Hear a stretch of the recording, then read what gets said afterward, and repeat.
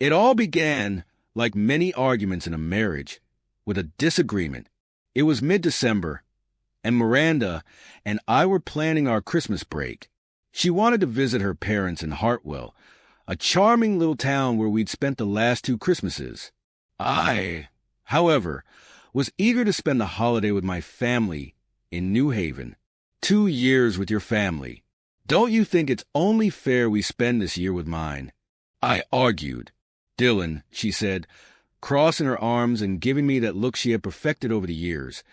We always have such a wonderful time at my parents' place. They have the big house, the cozy fireplace, all the traditions.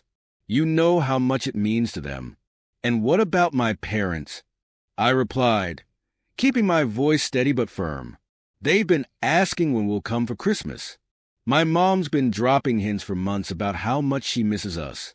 She sighed sharply. We were just there this summer for 2 days, Miranda. I reminded her.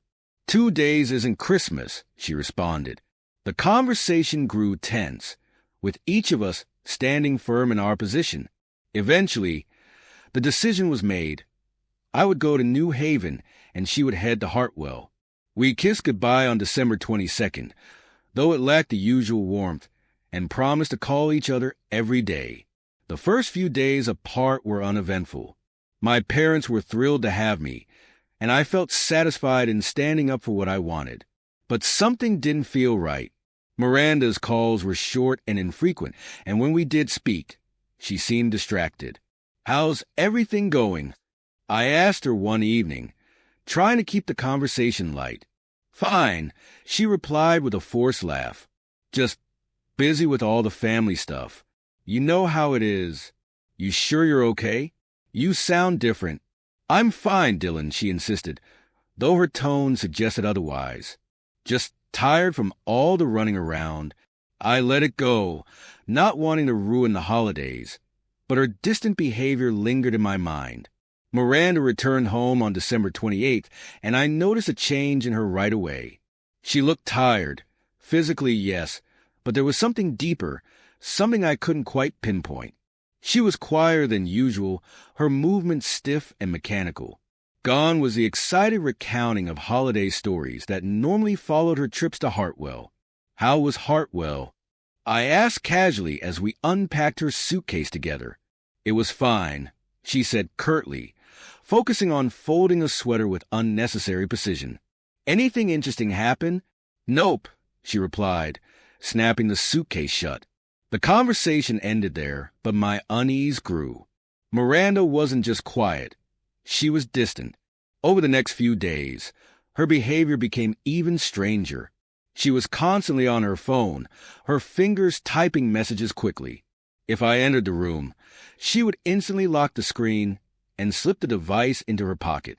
At dinner, she barely touched her food, pushing mashed potatoes around her plate while her gaze remained distant. Is everything okay? I asked one evening, trying to sound casual. What? She said, snapping back to the present. Oh, yeah, just tired.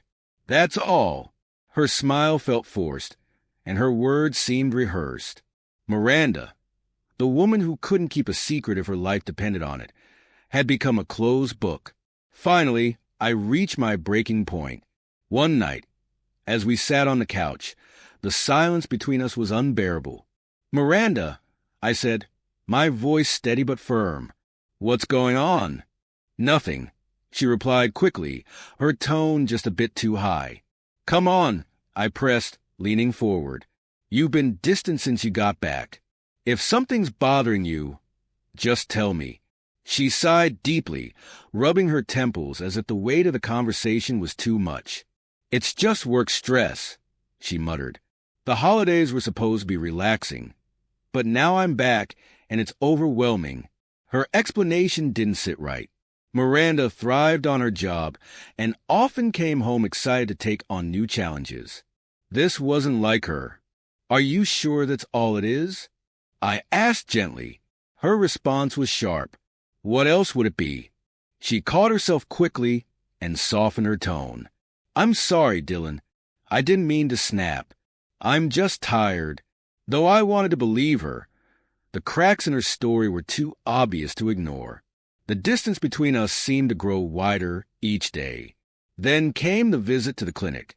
Over breakfast, Miranda mentioned she had a routine doctor's appointment. "No big deal," she said, stirring her coffee with a hand that trembled slightly. When Miranda came home later that afternoon, she appeared pale and jittery, her usual energy completely drained. "What did the doctor say?" I asked, concern creeping into my voice. "Oh, just some things," she replied flatly, her voice void of emotion. The conversation ended there, but my unease only intensified. A few days later, while taking out the trash, I spotted a crumpled piece of paper sticking out from the bin. I picked it up, flattened it out, and my eyes locked on the words that sent a chill through my body. STD panel. My mind raced as I stared at the receipt. The truth, or at least part of it, had been right in front of me all along. But what did it mean, and why hadn't she told me? The paper in my hand felt unnaturally heavy, its words weighing me down. Comprehensive STD panel. My pulse hammered in my ears, and dread twisted my stomach. What the hell was going on? Why would Miranda need this kind of test? That night, Miranda claimed to have a headache and went to bed early. I remained in the living room, staring blankly at the television, though I couldn't focus on the images flickering across the screen. My mind replayed the strange moments of the past few weeks, searching for clues I might have missed. Unable to silence my growing suspicion, I made a decision I never thought I'd have to make. Creeping into the bedroom, I saw Miranda fast asleep, her phone resting innocently on the nightstand. My hands trembled as I picked it up, guilt gnawing at me. But the need for answers drowned out my hesitation. At first, her messages appeared normal. Conversations with her mom, her sister, and a few work colleagues. But then, I came across a name I didn't recognize. Tom. I froze. Who was Tom? Why had Miranda never mentioned him? A knot formed in my stomach as I opened the conversation thread. The first message, dated a week before Christmas, seemed innocent enough. "Hey Miranda, I heard you're back in Hartwell for the holidays.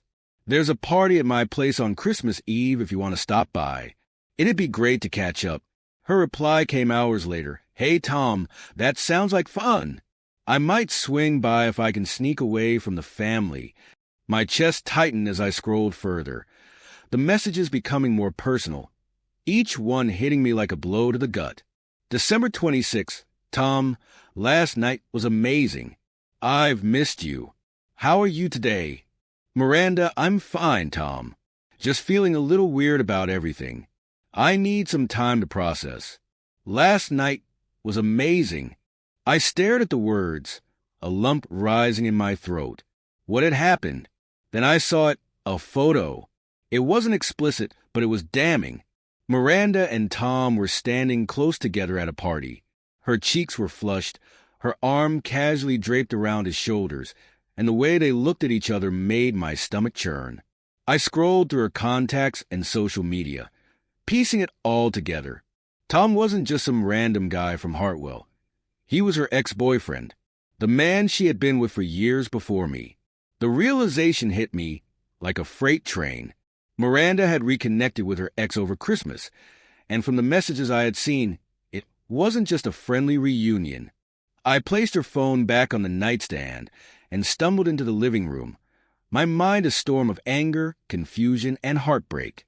The thought of her with someone else, him, made my blood boil. And the STD panel, had she put me at risk? I spent the night on the couch, staring into the darkness, my mind racing. By morning, I knew I couldn't ignore this. When Miranda came home that afternoon, I was waiting for her at the dining table, the crumpled receipt laid out in front of me. I didn't mention Tom or the party. I wanted to hear her admit it on her own. "Miranda," I said, my voice tight with restrained emotion. "What's this?" Her eyes widened when she saw the receipt, the color draining from her face. "Where did you find that?" she whispered. "In the trash," I replied coldly. "What's going on?" She hesitated, her hands trembling as she sank into the chair across from me. "Dylan, I need to tell you something," she began, her voice wavering. "Yeah, you do," I snapped, struggling to keep my composure. Tears welled up in her eyes. "When I was in Hartwell, I went to a Christmas party. It was at an old friend's house, and things got out of hand." "What do you mean, out of hand?" I demanded, leaning forward.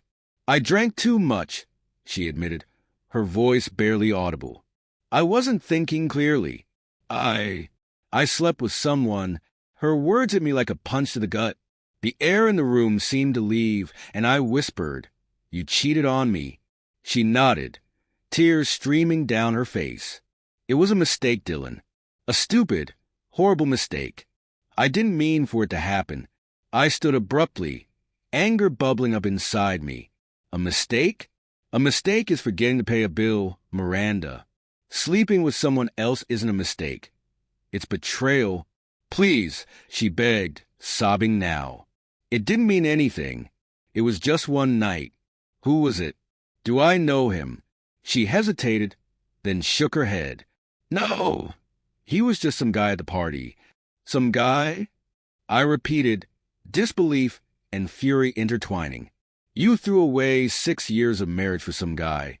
"I didn't throw it away," she cried. "I love you, Dylan. I made a mistake, but it doesn't change how I feel about you." I laughed bitterly. "You call this love? And the STD test?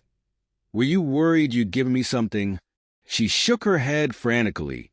"No, I wanted to make sure I was okay before." "Before what?" I snapped. "Before you lied to me? Before you pretended nothing happened?" Her silence was enough of an answer. I stared at her, disgusted and heartbroken. I don't even know who you are anymore," I said, my voice cold and final. "I'm filing for divorce. We're done." I grabbed my coat and walked out, slamming the door behind me. Weeks passed, and the divorce was finalized. I kept my distance, speaking to Miranda only when necessary. The house, the life we'd built, all felt tainted. Eventually, I sold the house and moved on, leaving the memories behind. The man I had been, full of hope, trust, and love, was gone. In his place was someone stronger, someone who had learned that love alone couldn't fix what had been broken. As time passed, I began to rebuild, piece by piece. The pain lingered, but it no longer controlled me. Sometimes I thought of Miranda, of what we had shared and lost, but I knew I was better off alone, stronger for having faced the truth. And in the end, that was enough.